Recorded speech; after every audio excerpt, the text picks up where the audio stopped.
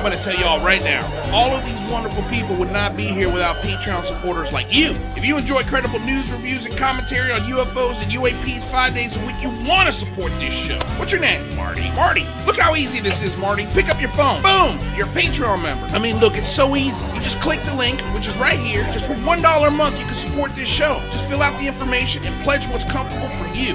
It could be $1, $5, $10, or who knows. Just support.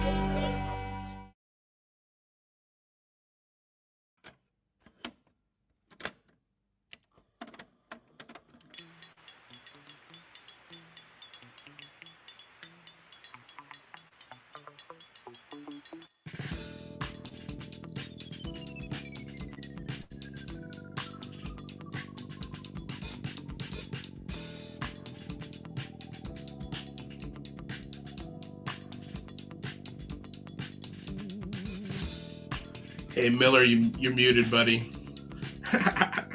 Hey, guys. Welcome to our second episode of Known Quantities. I'm your host, Daniel Miller. Sorry about those technical difficulties. Still figuring things out back here, as you can tell. Welcome, guys. We are a show that should be your go-to for discussions of UAP, science, journalism, and bringing those conversations closer together. Before we get started with our wonderful guest, Mr. Stephen Greenstreet, just a few orders of business. Don't forget to like and subscribe to our channel. Ring that bell to be notified when shows are going live. You can support us. We are, after all, a public access channel. So we are supported by viewers like you, just like PBS, which means our super chats are open. We are very grateful for those. Our Patreons, and we have a lovely merch store with a fine accoutrement of very, very sleek and fancy designs. If you're familiar with Jazz Shawl, the Dolphin Emperor, there are some dolphin-themed items in there I'm particularly a fan of. Links for everything I just mentioned are in our description below. And without further ado, guys, I'm just going to cut right to the chase. Mr. Stephen Greenstreet is an award-winning documentary filmmaker and video producer, investigative journalist, and creator/host of The Basement Office, a video series about UFOs, a series I'm a big fan of. Mr. Greenstreet, how the heck are you? Hey, Oh, hello there. hold on. Let me save my spot. Of course. Bookmark your spot. There we go. It's my fourth time through the book. Our resident expert on the latest offering of UFO world, and a big reason we're here today. I'm not an expert at all. No. I'm not an expert at all. I don't know what's going on. But no one does. Yeah. Okay. So thanks for coming on. I really appreciate it. I know we had a bit of a last minute cancellation on our show, so you were very, very kind to come in, and I'm glad you did because there's a lot to talk about. Namely, we can get just right started with the Skinwalkers at the Pentagon, a book that was recently released by James Lakatsky, I believe is how you say his name. He was the head of OSAP. Maybe just for those who aren't and co-authored by Colm A. Kelleher and, of course, George Knapp, who's very famous in this world for his work. And Wolf Eyes. Wolf Eyes. Is there any way you could maybe briefly describe to those listening or watching who perhaps aren't as familiar with all these acronyms, ATIP and OSAP, just what exactly this book might be about? Okay, so basically, quick history lesson. Back in 07, 08, the Pentagon, Harry Reid got $22 million taxpayer money to pay for a contract called OSAP, and that contract was given to Bigelow Aerospace, BASS, to investigate essentially UFOs, the UAP phenomena. And kind of in charge of that from the DIA was a man named James Lakatsky, who kind of ran things. Meanwhile, parallel back at the, in a different office of the Pentagon, the non-contract portion of this program was called ATIP, headed by, Lou Elizondo. Now, we all know who Lou Elizondo is. For 4 years now, the guy goes on we've heard a lot, which is awesome because he just constantly just answers questions. So we're very familiar with who Lou Elizondo is at this point. Yeah, but this guy, that guy was kind of a mystery, James Lakatsky. He was kind of, he wasn't out there kind of in the public eye. He wasn't doing interviews. Like you couldn't just like contact him, or anything. So out of the blue comes this tell-all book. So this is Lakatsky's, version of events of what happened during the Alsop contract and the encounters therein. So that's what that book is. Great. Thank you for that. So I guess let's just kind of dive in here. I wanted to know what you thought, perhaps the key questions that this book raised that remain unanswered, or maybe some things as well that you found that maybe answered finally some questions. I felt like this book myself maybe answered a question here and there, but only made 10 more along with it. Yeah. Well, let me just talk personally with a personal analogy. So I was super into Star Wars growing up, like hardcore into Star Wars, like into my adulthood. Like I actually dropped major coin to get a picture with Mark Hamill. Like I was like insane into Star Wars, right? And then when the Disney movies came out and I saw all three of them, like I hardly think about Star Wars at all anymore. Like it just my interest in Star Wars just went like that. This is basically the Disney Star Wars. It's like I was kind of into ATIP, ALSAP, like all this bullshit, and then like I was like increasingly interested, and then just like recently in the last few weeks, like my interest has just gone like, okay, whatever. Okay, so I'm just gonna like shoot from the hip here, man. Like, that's what we're here for. Weirdly, and I'm not the only one, but it just weirdly seems like a personality war, which is so silly. It's Lou Elizondo, who has been on the cover of New York Times, the star of 60 Minutes, and every press agency across the world forever, the last 4 years, is on 4 pages of this book. He's mentioned in 4 pages here. And that's kind of weird. It's like, wait, what the heck? Why is Lou only kind of like mentioned? It's like a cameo. He basically has like a Marvel Stan Lee cameo in this book. It's weird. And then, like eating steak tartare.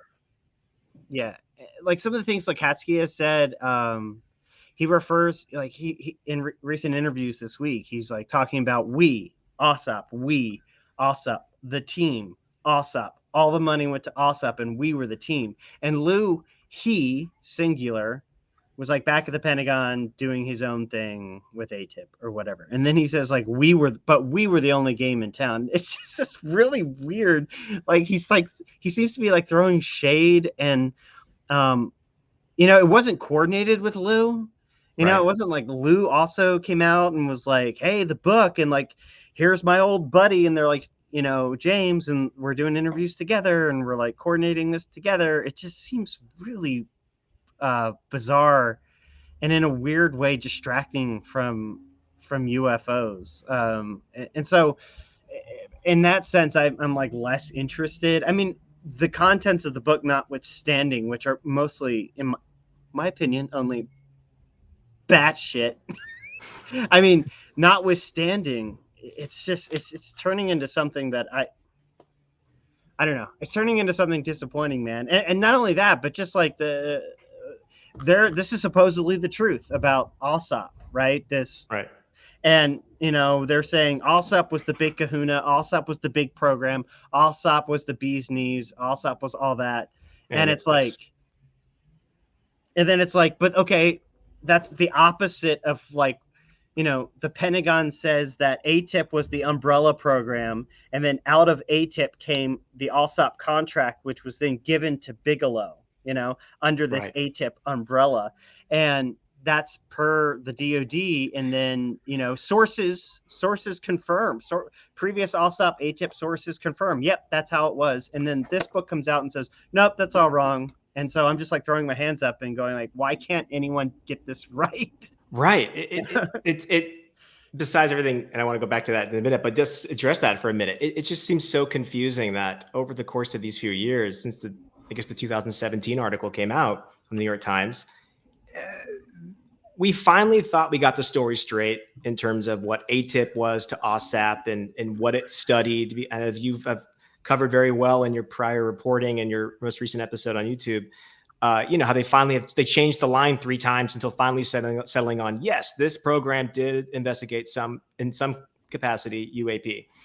And now everything is just flipped all over its head again. And per the person who was apparently in charge of this program. So that is I just can't make two heads of it. It seems like everyone has a different opinion on what the structure of this entire thing is. I just can't figure it out. I can't figure out what people don't know. And there's a lack of communication, or whether people don't want to talk about it, or whether it's lying. But then why lie about this? It just seems so bizarre to me. Because you want the story that's the predominant story to be the story where you're the big kahuna and you're the big hero.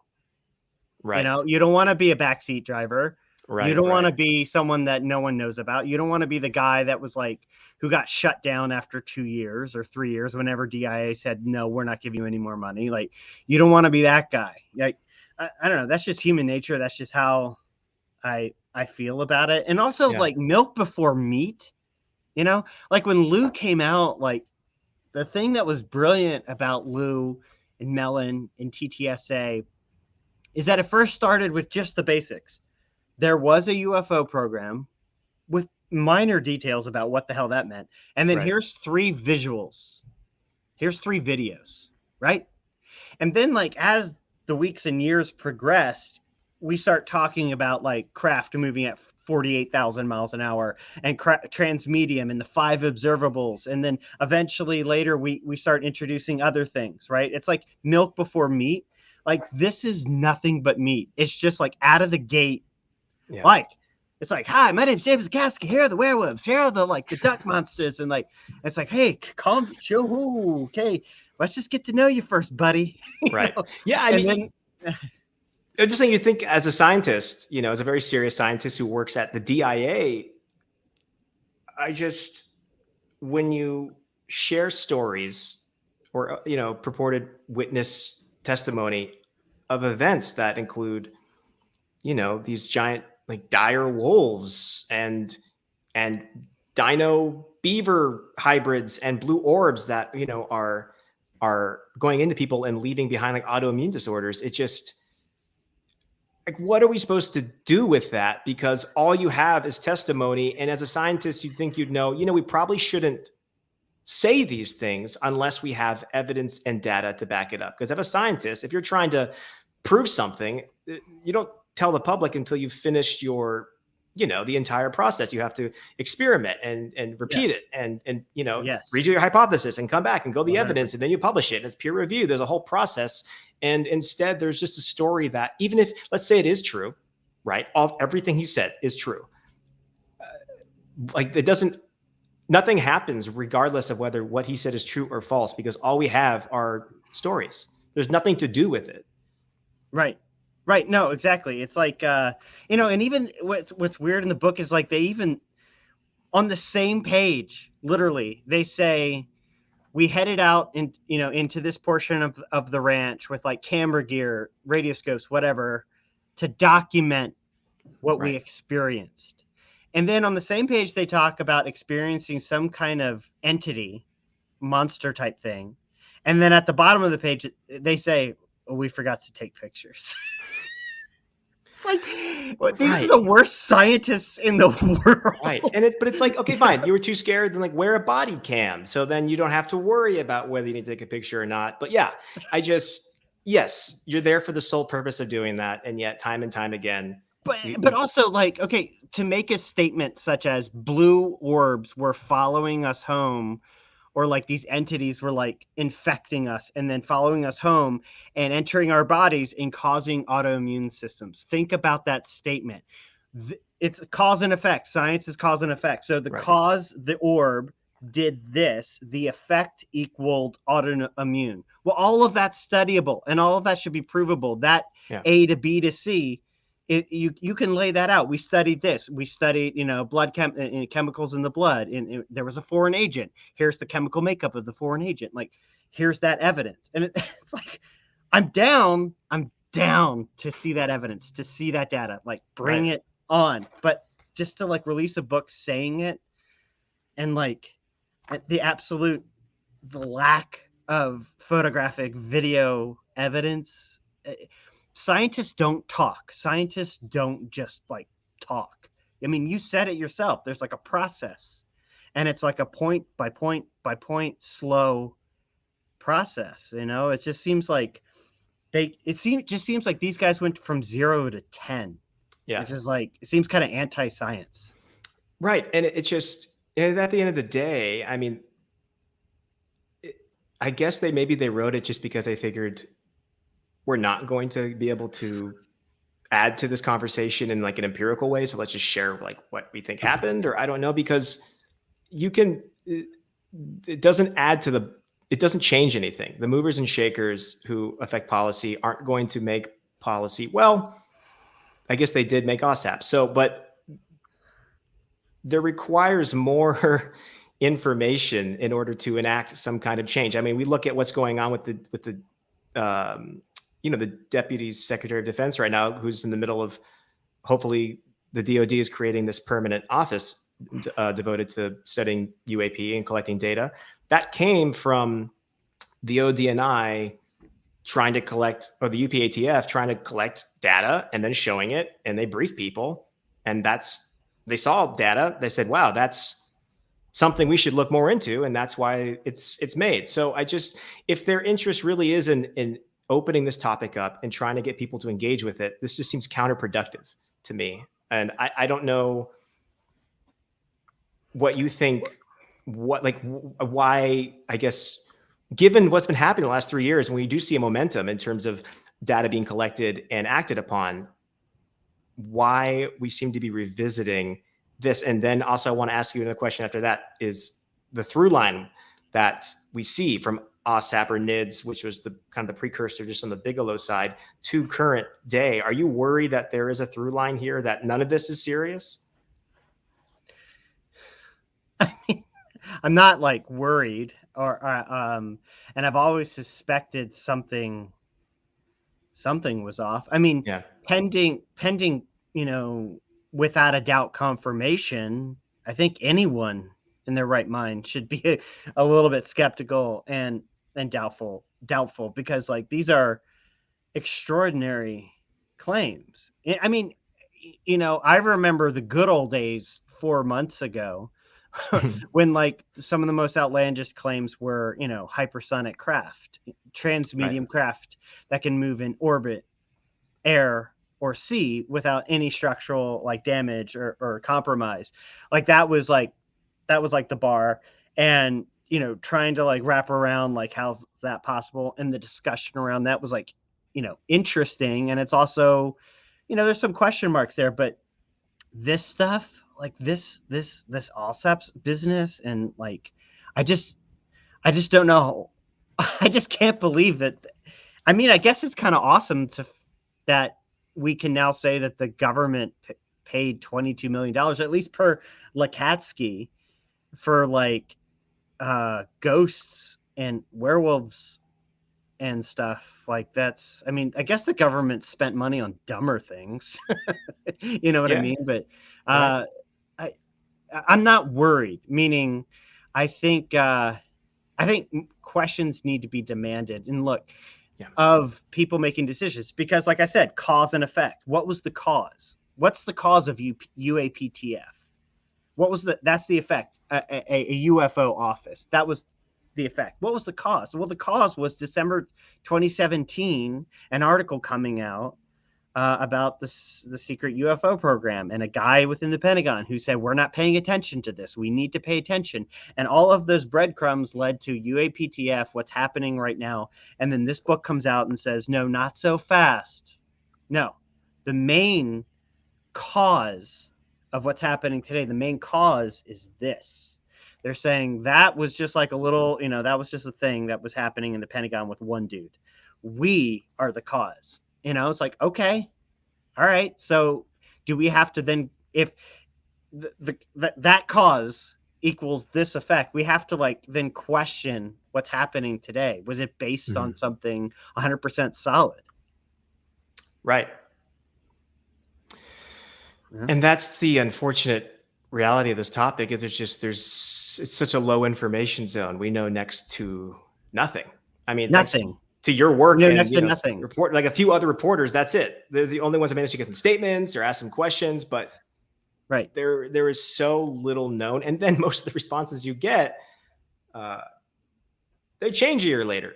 So it's tough. Tim McMillan had a great little thread on Twitter where he mentioned that he thought it was maybe a kind of as you posited there, that Lakatsky maybe, it's his writing. He's maybe framing it as he's the good guy. We're all protagonists in our life, but it did seem to be throwing a little shade at Elizondo, because here he has this $22 million funded program from the DIA that got shut down after 2 years.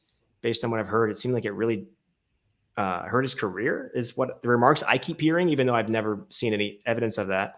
Meanwhile, Elizondo seems to have had this non-funded, bootstrapped, just kind of ad hoc group within the OUSDI that managed to turn heads and yield that. So I guess the question then becomes, it's so complicated. I feel like I'm almost losing my place just explaining this question, and that's why I think it's so hard. But a tip post 2010, really wasn't a program, but it's been described as a program this entire time. And then the question then becomes, is the momentum we're seeing now based on results from this ad hoc group of people focusing on military sightings like the Nimitz, or are Congress still being briefed about Skinwalker Ranch? And we don't know. And I feel like until we know, it's really tough to call on what. Well, James Lakatsky takes credit for the Tic Tac investigation. Right. You're right. That was an OSAP investigation. Yeah. He claims that was an OSAP investigation. And then at the same time, very clearly, like separating Lou and him, ATIP and OSAP. And it's essentially saying, ATIP, Lou had nothing to do with like the Tic Tac investigation or whatever. I mean, it wasn't a program. From what I've gathered and read, both on and off record and on background, is there was a small group of people within the Pentagon that Lou trusted.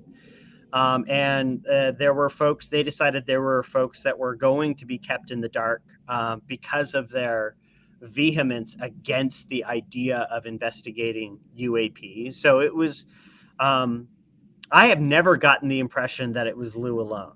Like, despite Lakatsky using the singular he, like referring to Lou, OSAP it seems as he's referring as one person. I've never gotten the impression that Lou was alone. I don't think there's too many names and dates and things that line up that, Lou wasn't alone in this.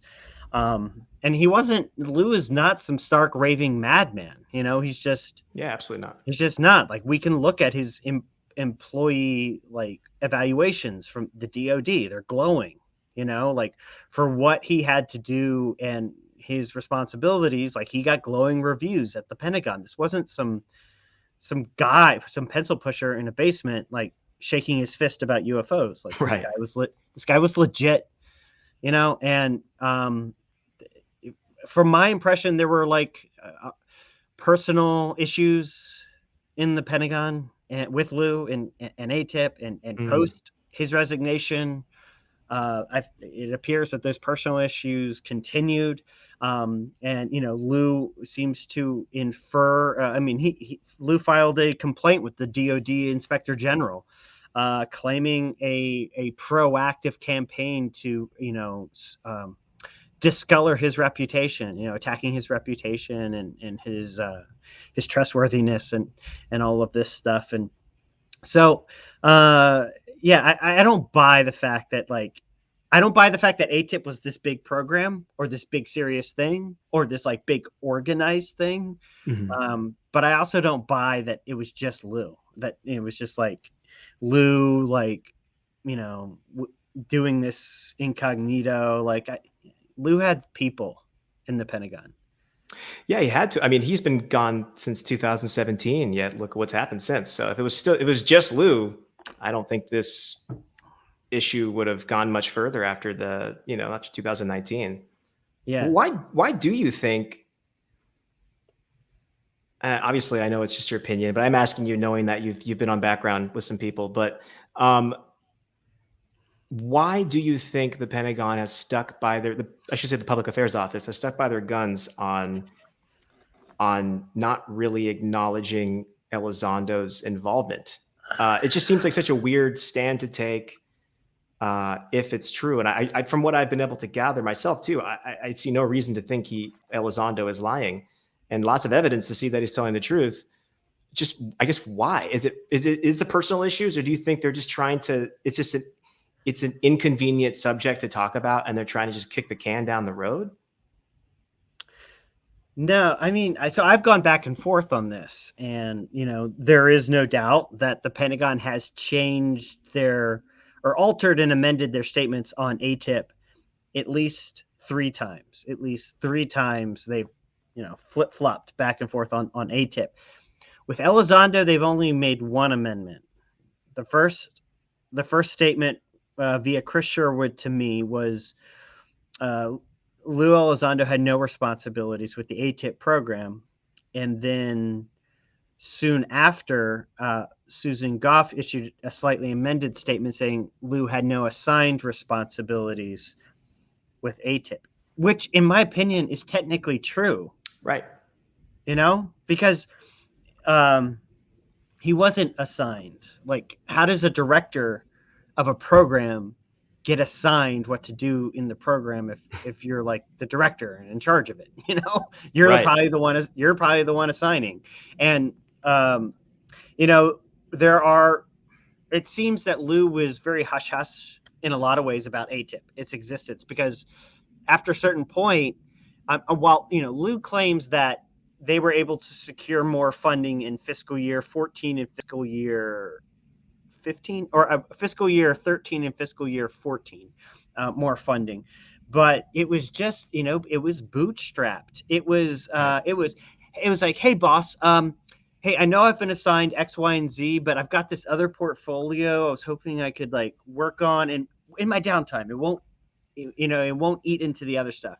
And them saying, sure, whatever, as long as it doesn't affect the rest of your stuff, go ahead, knock yourself out. That's what it seemed like all it was. Right. And it's like, I mean, I know what I can empathize with that. I mean, like, I host a UFO show for the New York Post. Right. But 99% of my job, my 9 to 5, has nothing to do with UFOs. Nothing. Everything I do with UFOs is in my own time, my own spare time. And so I can like empathize with that. It's like, hey, if in my downtime, is it okay if I continue researching this? Yeah, sure. Go ahead. That's what it seems like it was. I agree with you. I think that's exactly what real fast before I forget. Yeah. John Brusso, thank you for the $5 super chat. He says, all these people supposedly got sick, referring to the Skinwalker book. Isn't that easy to prove? Here's the employment records, here's the medical records, and their signed HIPAA releases. Yes, you would think there would be some kind of paper trail that a motivated FOIA person or a journalist would be able to get some kind of form of documentation on that. I'm not a big expert in HIPAA, but you'd think there would be a document history, just like you'd think there'd be a document history, at least with, even if this ATIP program wasn't officially sanctioned by programming, it was done with there's still emails, there's still a document, a paper trail, I should say. And from what I've been able to understand, I don't know whether you've tried to FOIA any of it or request it, but it seems that the Public Affairs Office is kind of giving this response that all that information will be forthcoming as a kind of dump later this year. Is that your understanding? Okay. Well, first of all, medical records you're not getting. I mean, those are like private, sensitive. You're just not going to get medical records, unless the person who was sick provides them, and then at that point, they get consent. You can verify them. With Rendlesham Forest, with like John Burroughs and Jim Peniston, who experienced radiation from their UAP experience, and the VA actually helped them with their medical coverage because of that, and got the government to acknowledge, yes, because of your UAP experience, you got this, and we are helping you. Like John McCain was involved. You can read that. You've got multiple people you can confirm that with. You've got the witnesses themselves coming out. You've got like body scans, whatever, radiation levels. All that stuff is like observable. Has anyone ever seen any of the blue orb cancer stuff? I mean, not yet. Maybe that's forthcoming. Right. But anyway, it's a good point the guy just said. Should be. You would think so. You would think that this would just be the appendix of a book of this nature. The appendix of a book of this nature should be at least that thick, Right. And I should point out to a lot of these documents, the Bass report, as far as I know, that's proprietary of Bigelow's and not owned by the DIA. So I believe if we don't have information on that, that's like they could release that information if they would like to, right? I don't believe that's even classified. It's just under lock and key because I guess Bigelow, spent a lot of his money collecting it. Yeah, a lot of it, most of it, a ton of it, probably. I mean, in Tim's article, there was that 400 plus page annual report that Bass submitted to the DIA. It's like that thick, and Tim didn't have to get the DIA's permission to post any of that. He had to get permission from Bass, and I think they only gave him permission to like show like the cover. Wow. Or maybe there was a sample of a page or two, but it's like that thick, and so it's just sitting somewhere in on Robert Bigelow's coffee table. It's a good reminder to all those people out there who keep on asking for the government transparency that there are there's other information out there that isn't being transparent, that isn't behind any kind of classified wall or has to go through a lot of bureaucracy. You just got to convince one guy. So I feel like a lot more people in the community interested in this topic should really be pressuring Bigelow to, hey, what's up? You have this giant database, right? Can we take a look at it? You just got to dress up like an exterminator and go knock on his door. Exactly. Wait, don't say more. We can't put our idea out in public. Oh man, that's crazy. Well, I guess if you guys are just joining us, I'll reset the room real fast. This is Unidentified Celebrity Review. I am just taking over the Tuesday time slot with Known Quantities. I'm Daniel Miller. We have with us today the lovely Stephen Greenstreet, who's an award-winning documentary filmmaker, video producer, investigative journalist, and host of The Basement Office, a video series about UFOs. Don't forget, guys, this is a channel supported by viewers like you. So super chats are open. We're very grateful. Patreon links are below, and we do have a lovely merch store. Don't forget to like and subscribe. Ring that bell. And pardon the interruption, Stephen. So I kind of want to do a little pivot here because I think you have brought up some really great points recently regarding drones and China. And I think you have, in my personal opinion, been getting a bit of unfair backlash and vitriol from people for, in my opinion, asking questions that I think any journalist or any person that's really trying to just figure out what the heck is going on should be asking. So I kind of wanted to go a little bit. You've been looking into recently some of the drone capabilities and some of the geopolitical tensions that have been going on between us and China. Could just real quickly, maybe just give a baseline, quick idea of what you've been talking about recently. Sure. So this all started when, well, there were a series of things that came out. The Navy HAZREPs came out. And if you're familiar with all the news that came out, I guess in 2019, 2020, the Navy, pilots came out and said they were experiencing unidentified flying objects off the East Coast almost every day, if not every day.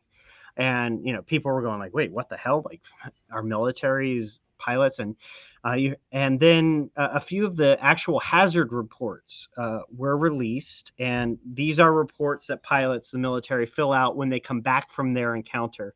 I had a near collision with, or, this happened, right? But when you actually read those, and they're out there, anyone can read them. It's near collision with quadcopter type drone, fixed wing drone, balloon type object, rotary drone. And you're reading this stuff and you're going like, okay, this doesn't sound otherworldly. This doesn't sound non-human. They're not ours. Investigations were done. Every branch of the military, everyone who should know, it's not ours. It's definitely not some DARPA thing because, what does DARPA think, like a quadcopter is groundbreaking at this point? It's like, it's obviously not something top secret. It's something very simple. It's something very low tech. It's something, okay, so who's the hell is flying in W-72 off the coast of Virginia? Like, who's flying off the coast of Florida? Who's doing this? So anyway, Tyler Rogaway at the War Zone put out an excellent article that it's pinned at the top of my Twitter. Everyone needs to read it. Agreed. Everyone needs to read it. Read it. It's a long read. It took me 4 sittings to get through it, but it's totally worth it. There's historical precedent. There's documented evidence. There's a ton of support for the idea that foreign adversaries are flying drones off the coast of the United States, if not, over our airspace, spy drones. And I was like, oh, okay. So if some of the, the news, the headlines in the media was like UFOs, Navy, UFOs, F-18s, UFOs. And it was like, okay, well, it seems like some of these are actually explainable, but no one seemed to be going in that direction of like, oh, well, some of these seem to be this. So I went down that road, and man, when I got into China, man, it was just a rabbit hole because we are in a warm war, not a hot war, and not a cold war. In between the two with China, without a doubt. We're in a warm war with China, and has been escalating incrementally for years, many years. People have already died in this war.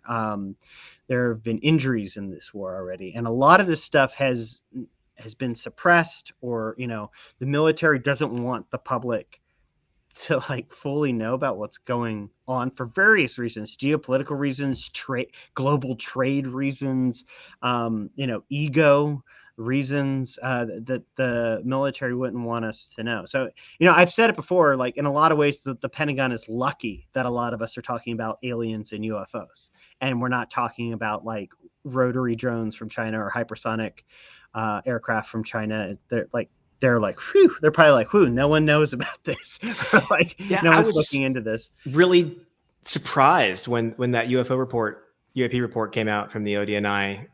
I thought, wow, cool. The military just admitted there's things in the airspace and they don't know what they are. So that's kind of a big deal. That's incursions we can't identify. And then every headline from every major media was it's aliens, or maybe it's not aliens. And I'm like, guys, the DOD just admitted they can't figure out what's in their airspace, and that's where we're going to. So I agree. I think it's a more nuanced and complex issue that they so far have been very fortunate in not having to really answer to.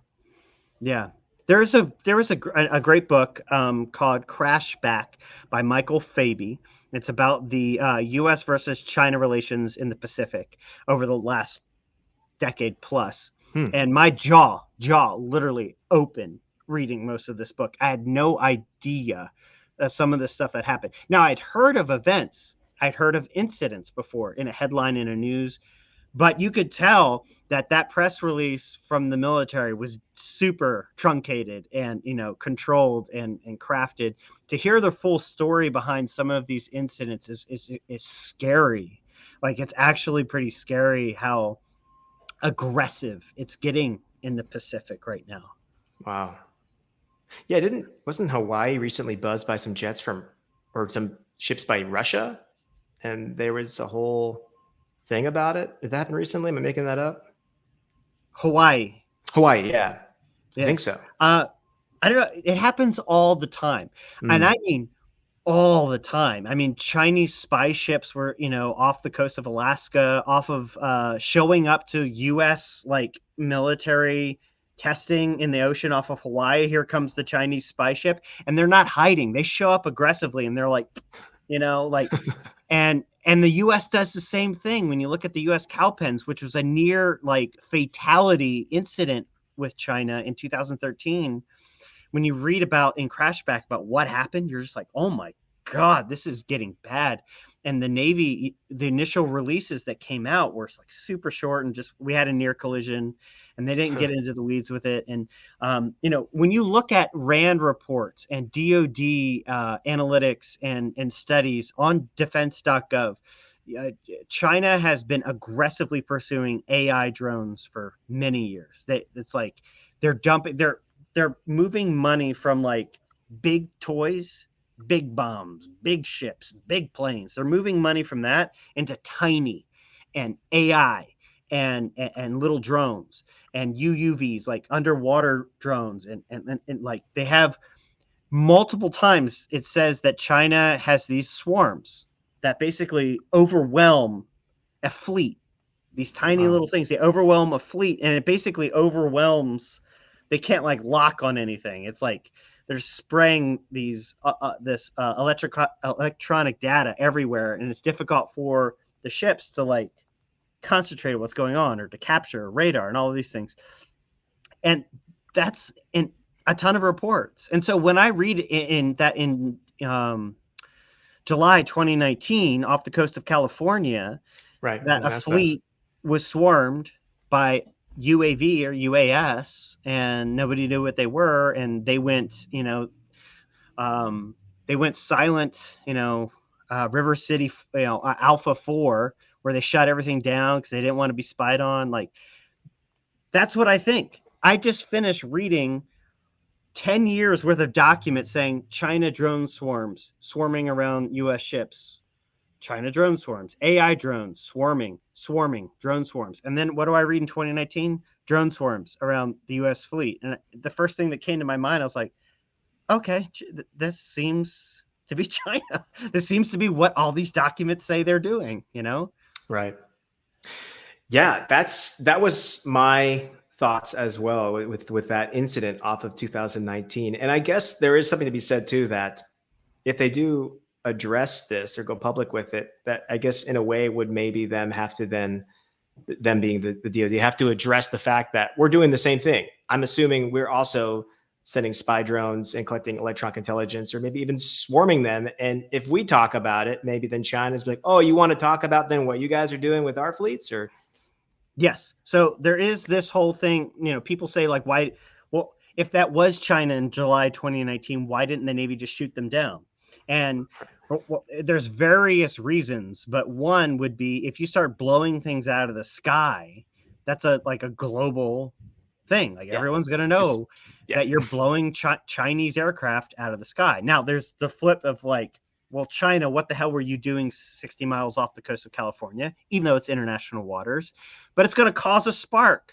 You start blowing things up. And if you know the history and the precedent and the reality of what's going on with China and US, that's the last thing they want to do is start firing bullets or lasers, whatever. I think especially China is just hoping something like that happens. Right. They're just waiting for something. That's why they keep poking us in the eye. There's this constant prodding and pushing going on in the South China Sea with Taiwan, like all over the place.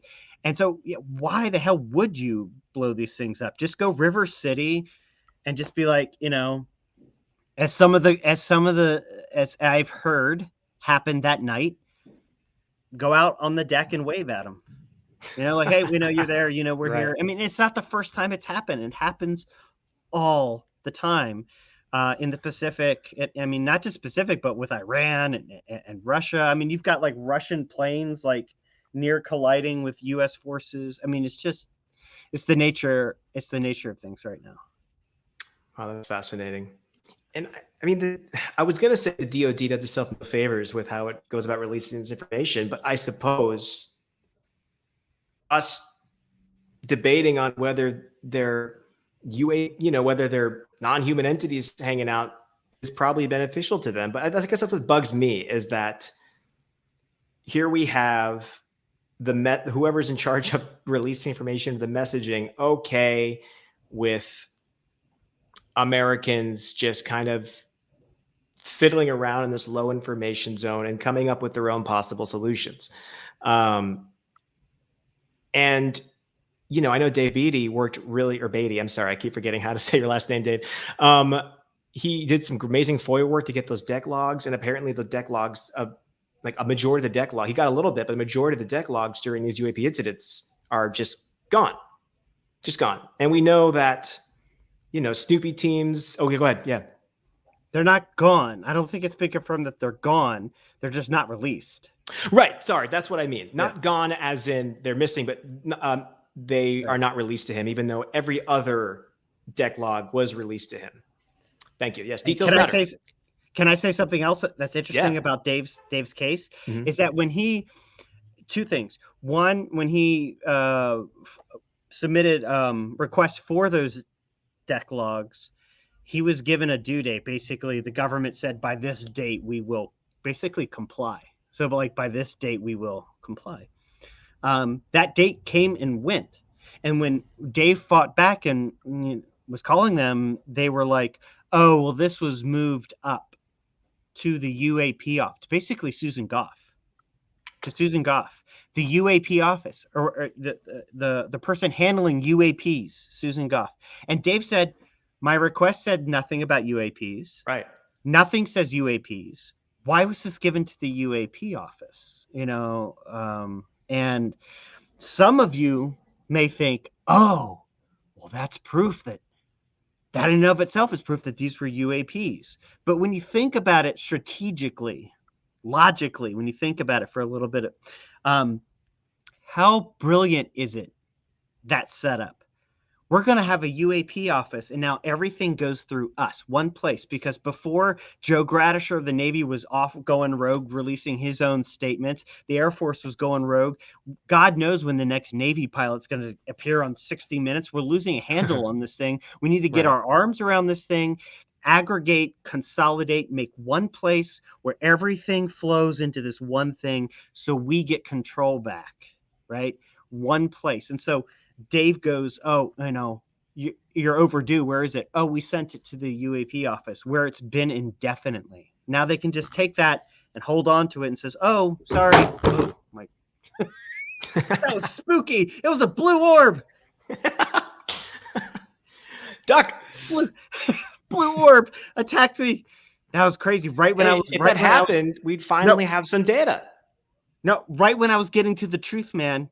I was getting too close to the truth, and they sent an electric cancer orb after me. Whatever. Okay, but anyway, back to my point. Yeah. Back to my point. If you think about it, they were kind of losing control of the conversation. They were. And when I mean the intelligence community, the military, the government. You had people coming out of the woodwork left and right. Oh, my God, they're in Politico. Oh, my God, they're in the Times. What the hell's that guy doing on CNN? Like, we need to get a hold of this thing. And so I think while one – you could look at UAPTF and this one office is like, oh, they're doing something about UFOs. I almost look at it as like, no, they're trying to get a handle on this and aggregate, consolidate everything into one place so they can control every piece of messaging that comes out. You saw the email. Everyone can read this email where Sue Goff and Joe Gradisher are talking, and she's just like, it's me. It goes through us now. It goes through us. No comment. Say nothing. Everyone in the public can read that email now. Yeah, and I wonder, is that legal? I mean, from a FOIA perspective, is that something she can do? I guess neither of us are lawyers, but I don't know, but also look at it, something new. It's something unprecedented. It's it is. the new UAPTF. I mean, God knows what's in that classified version.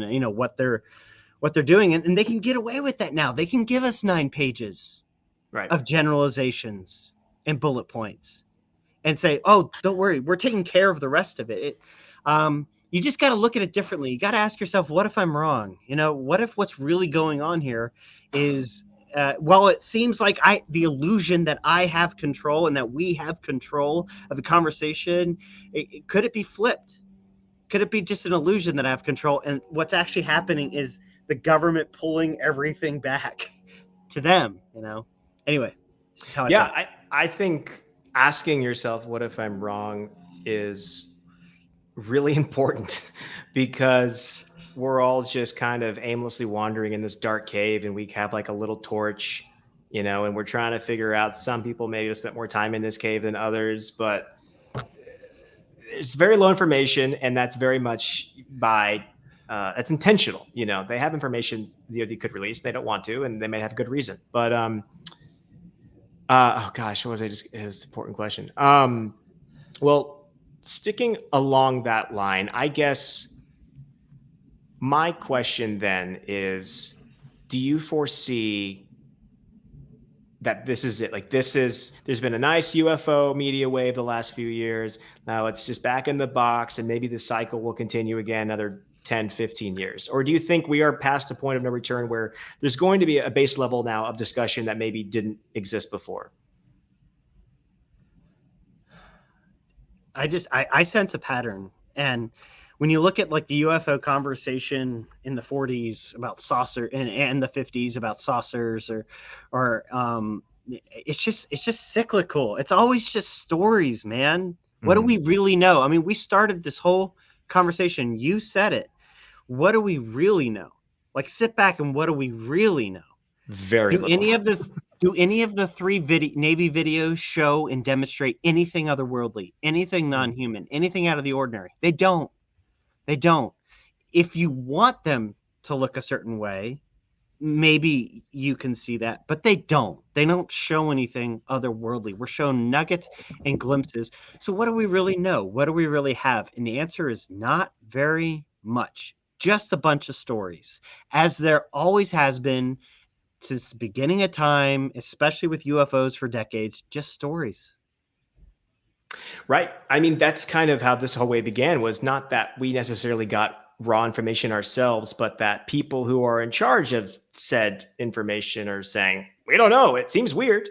And that's bullshit. Right. That's what I'm saying. Like, it's bullshit.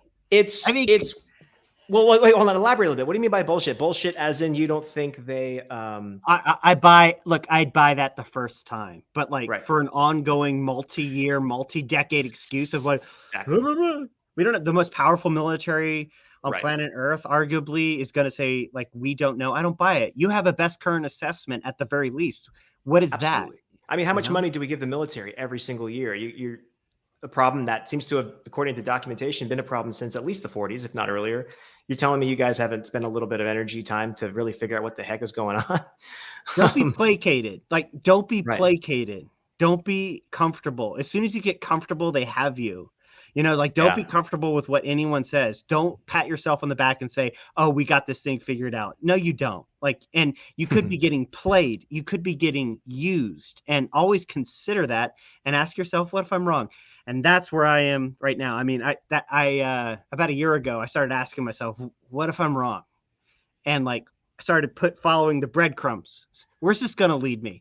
And it leads you to some exciting places. So anyway, I started ranting there for a sec. No, it's great. I mean, I think it's important. I think, I said this last episode too, but it's really worth repeating every week, is that, we're all here because we're curious and we're like, what the hell is going on? Right. And it's important not to assign your identity to a specific outcome, because I mean, I granted, if you're an experiencer, it is kind of a different scenario, I suppose. I'm not. I'm just, and even actually you had an experience you mentioned on the basement office. So maybe you can elaborate more on this, but it's important to stay curious, stay not attached to a outcome until more information is forthright, and to be really mindful of how little concrete information there is. And I think all of us can agree on the fact that I think more concrete information would be helpful for everybody.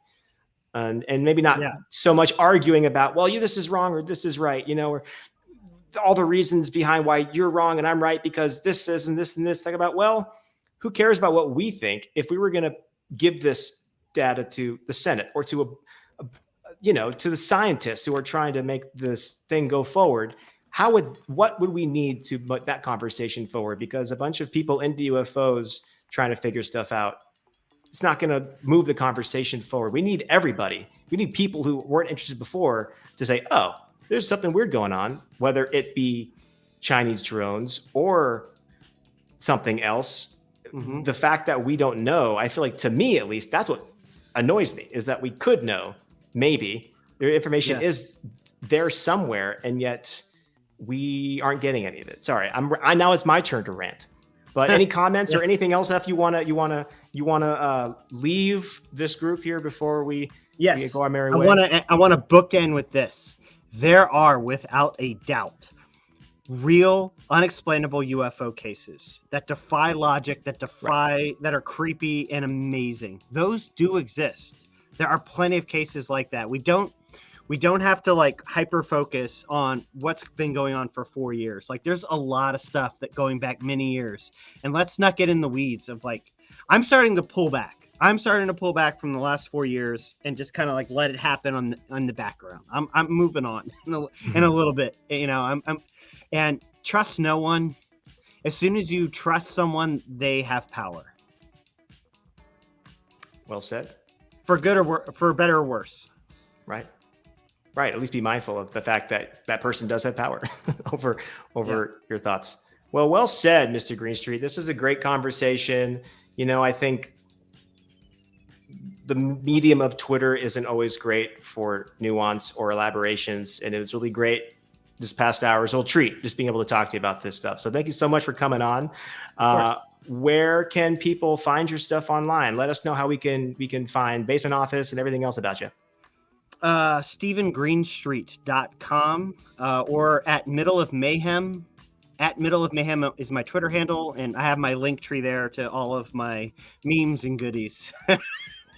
Yes, this guy. He's a meme. He's a meme royalty, the king, perhaps. Yeah. Well, I'll say this: in a forum where there's a lot of people who can be arguing, the humor is appreciated. I think we all have to kind of laugh at this, and remember, guys, at the end of the day, it's Twitter, so there's no point in getting too worked up over it. We're all here because we are caring about it. I'm more annoyed at the people who don't care. Word. Yeah. All right, Mr. Greenstreet.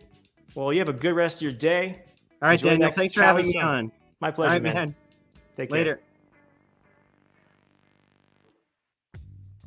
All right, everybody. That's a wrap on our second episode. I assure you my mic is now not muted. Before we head out, one last reminder, guys, make sure to like and subscribe. Ring that bell. We actually next week are going to be starting at a different time, 1 p.m. PST, because we have on Mr. Graham Rendell, who wrote the wonderful book regarding Foo Fighters in the 1940s. And that's going to be a great conversation, but it is the middle of the night at 4 p.m. So we're going to be starting at a different time. Make sure to support our channel. We are a public access channel. So as always, your super chats are appreciated. Tell them about the branding. Mr. Garcia, I haven't had a chance to look at what you sent me. It's been a crazy day, but we are changing up the look of this thumbnail situation and our look of my show. So stay tuned for that. Patreon links are down below. Our merch store down below. And guys, this is a good time. I hope you enjoyed my conversation with Mr. Stephen Greenstreet. I'll be on the Twitter if you want to yell at me about what I didn't ask him. All right, guys. Until next time, Mr. Lou, did I forget anything important? No. Well, no. You get, DOS Tapes, Blue Marlin Chronicles. DOS Tapes. Thank you, the sponsor. Yes, DOS Tapes. Thank you for the music, Blue Marlin Chronicles.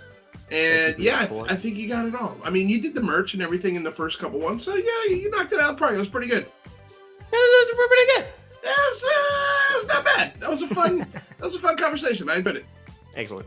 All right, guys. Well, thanks again. See you next week.